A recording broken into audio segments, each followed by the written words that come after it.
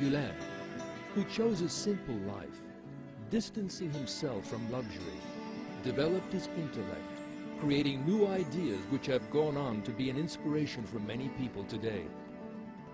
All over the world, there are educational institutions that have been developed along his ideas of educational method, founded by those inspired by his ideals.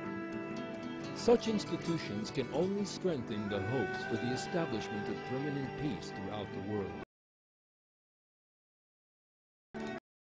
Gulen is first and foremost an intellectual. His speeches and the ideas expressed in his books cover a period of 40 years. Such works have attracted remarkable interest, both in Turkey and abroad, as they present ideals that can readily be brought into reality. Private businesses that have been affected by ideals that are practical and connected to life, rather than fantastic dreams impossible to apply to real life, have established schools, not only in every city in Turkey, but also in every part of the world.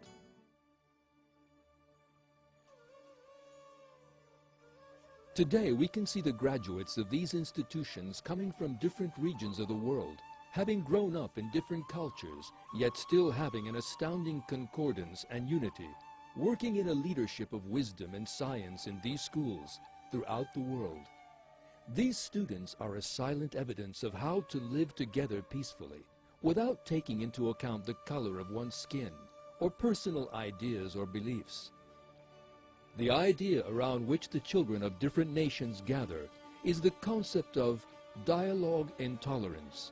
This is the theme with which Fethullah Gulen has given much importance over the years.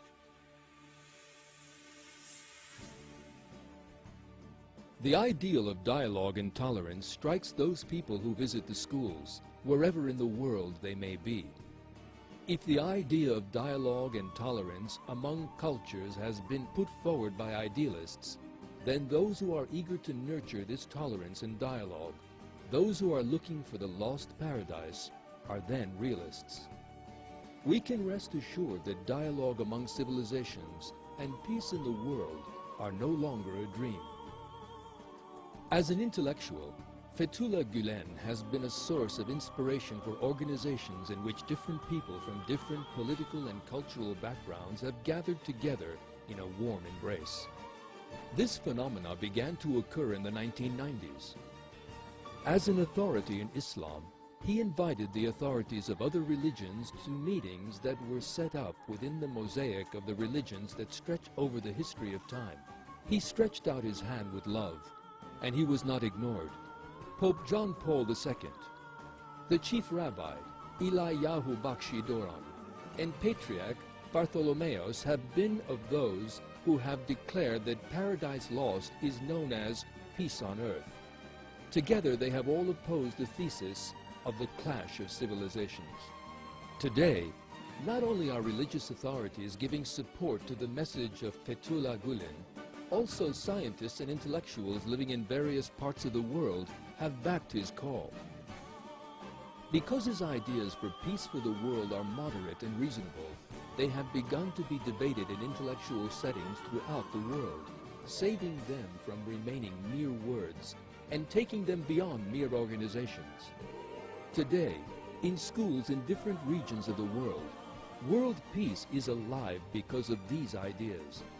So what is Gulen's message that affects so many people to such a great extent?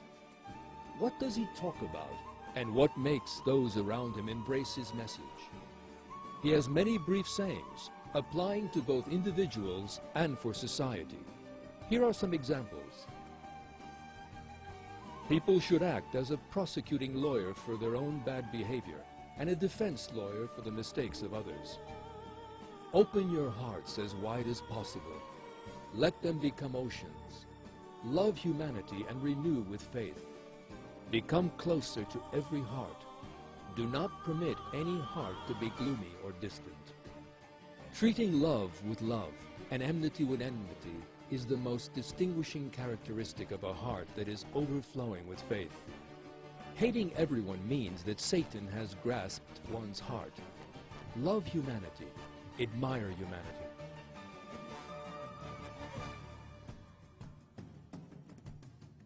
There are no limits to one's usefulness to others. An individual whose aim is great should be altruistic enough to sacrifice their soul for others. However, virtue depends on one's being intimate, generous, pure of intention, and removed from racial and national fanaticism.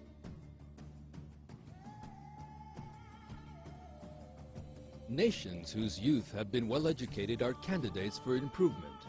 On the other hand, the decline of those nations which disregard youth is inevitable. Those who attempt to heal the world should first heal themselves. Indeed, it is not until they have purified their inner world from hatred, jealousy, and shame that they can become model for others.